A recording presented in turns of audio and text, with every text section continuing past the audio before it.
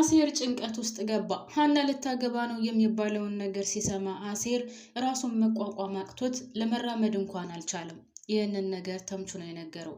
ተምቹ ከአቶ ኖላዊ ጋር ሄዶ ያው ሰላም ለማለት ነበር የሄደው። ነገር ግን አቶ ኖላዊ በጣም ተግዞ ነበር ሲያዩ። አቶ ኖላዊ እየተከዘው በደስታ ነው። እንደውም አቶ ኖላዊ ማንን ልጥራ ማንን ልተው እያለ ስም መጻፍም ጀምሯል። እናም ተምቹ ድንገት ነበረ ከዛ ቤት የሄደው። አቶ ኖላዊን ሲያየው እንደዛ ደንግጥ ማለት እንደዛ ተክዘው ሲያየው ሲጠይቀው ሀና ልታገባ እንደሆነ ሲነግረው ተምቹ ራሱ ማመን አቅቶታል። ያው የአሴር ጉዳይ አይደል? እንዴት ብሎ የመን ሀናን አሳልፎ መስጠት ማለት ለአሴር ምን ያክል ከባድና ምን ያክል ዋጋ እንደሚያስከፍል ሁላችንም የምናውቀው ነው።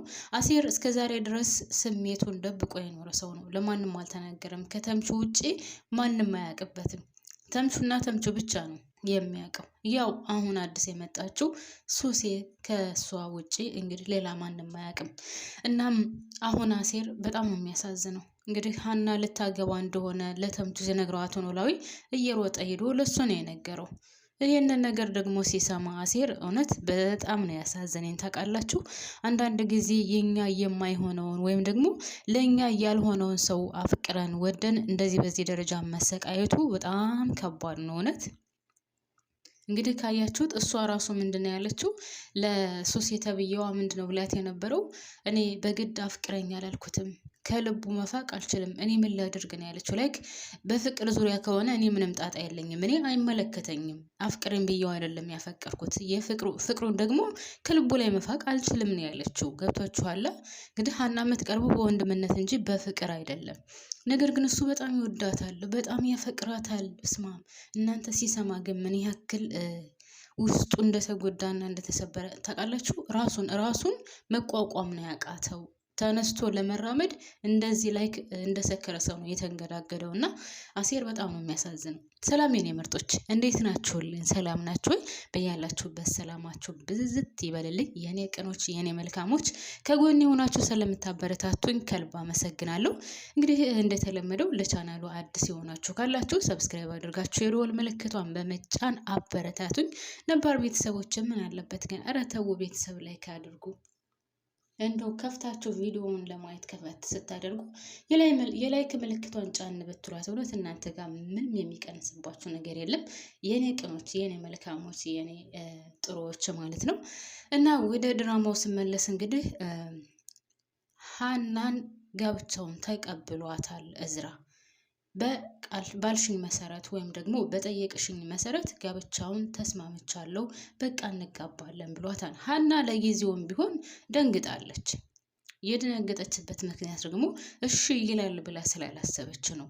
ያው ስላላመናትና ሊያምናት ስላልቻለ በሰዓቱ ስለተጨነቀች በቃ ከፈለክ አግባኝና ተገላገል ብለው ነበር። እሱም እየቀለደች መስሎት ያው በሰዓቱ ስቆ ነበር። ነገር ግን እየቀለደች እንዳልሆነ በድጋሚ ሲያገኛት አረጋግጧል። ሲቀጥል ደግሞ ጽዮን ሀና የምትቀልድ ልጅ አይደለችም። እሷ ከተናገረች እውነት ነው። መዋሸትም መቀለድም እንደዚህ አይነት ነገር ጸባይ የለባትም ብለው ነበር።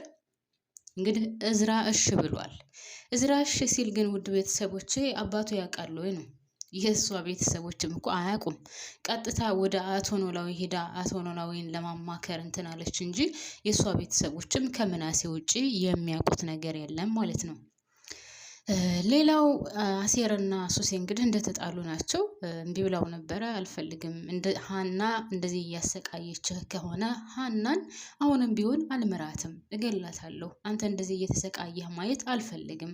ሲቀጥል ደግሞ አንተ በሀና ትሰቃያለህ፣ እኔ ደግሞ በአንተ እየተሰቃየህ ነው። እኔ የምሰቃየውን ሲቃይ አንተ እንድትሰቃይ አልፈልግም። ስለዚህ ሀናን አልምራትም ስትለው አሴር በጣም ነበር የተበሳጨው። ያው እሷም ይቅርታ በቃ ምናምን ብለዋለች። ያው ይቅርታ ተባብለዋል ከዚህ በፊት ባደረገችው ነገር። ነገር ግን ቢሆንም አሁንም ቢሆን እሷ ለሀና ምንም አይነት ጥሩ አመለካከት የላትም። በተለይ ደግሞ ውድ ቤተሰቦቼ አሁን መጨረሻ ላይ የተከሰተው ማለቴ አሴር የሀና ማግባት ወይም ሀና ልታገባ ነው የሚለውን ወሬ ሲሰማ ራሱን መቋቋም ነው ያቃተው። ላይክ ኤልያስ እንደደረሰበት ሳይጨልል አይቀርም። እንደው ፈጣሪ ይከተለው እንጂ ማለት ነው።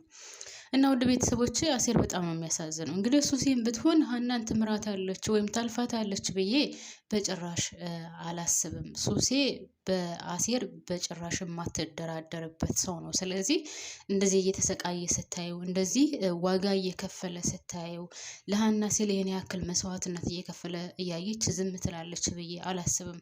ያው ለሱም ነግረዋለች፣ እንደዚህ የምታሰቃየ ከሆነ ያንተ ሲቃይ መንስኤዋ እሷ ከሆነች በጭራሽ አልምራትም፣ እገላታለሁ ብለዋለች ለአሴርም ቢሆን። ያም ሆነ ይህ በነገራችን ላይ አሁን ሀናና እዝራ ከዚህ ድራማ ቢነሱልኝ፣ በተለይ ሀና ወይ በጣም ነው ያስጠላችኝ። ድራማው ሲጀመር አሁን ተመልካች የሚባል ነገር የለውም፣ ራሳቸው አበላሽተውታል። በሀና እንደተወደደ ይሄ ድራማ በሀና አስጠልቷል። አንድን ነገር ደግሞ መደጋገም ስትፈልግ ቤተሰብ አላስተዋላችሁም? ማለት ምን እያልክ ነው? አልገባኝም። እንዴት? ለምን? ይህን ነገር ጊዜ ነው የምደጋግመው እና አይደብርም? ደራሲው ግን ምን አስቦ ነው እስከዚህ ድረስ ያጃጃላት ሀናን? እንድንጠላው ድራማውን በእሷ ወደ ነው በእሷ እንድንጠላው እያደረገው ለምንድን ነው?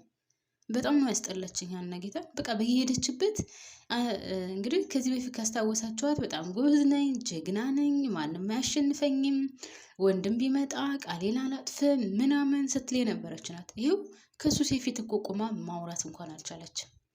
ሱሴን አግኝታት ነበር አይደለ ቤተሰብ? ከሱሴ ፊት ቁማ እንኳን ማውራት የማትችል ሴት ናት ሀና ማለት እና ዝም ብላ ትጎረራለች፣ ዝም ብላ ታወራለች። የሌለ ነገር ነው የምትፈለስፈው እና በጣም ነው ያስጠላችኝ ሀና በጣም።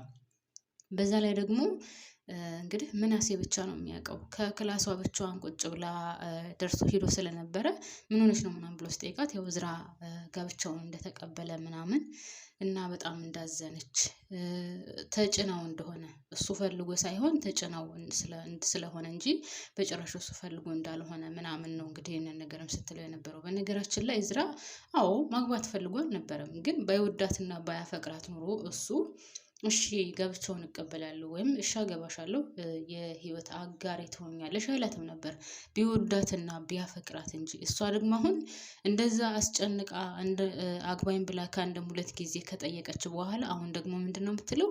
እኔ ስለጫንኩት ነው፣ እኔ ስለተጫንኩት ነው፣ እኔ ስላስጨነቅኩት ነው፣ ግራ ገባኝ፣ ጨነቀኝ፣ መደሰት አለብኝ፣ ማዘን አለብኝ። ሰው ሊያገባ ሲል ለምን ያዘን? ሲጀመር ራሷ ሄዳ ከአንድም ሁለት ጊዜ አግባኝ ብላ ጠይቃ ከዛ በጣም ጨነቀኝ፣ መደሰት አለብኝ ወይስ ማዘን አለብኝ? የማውቀው ነገር የለም፣ ምን ማድረግ እንዳለብኝ አላውቅም።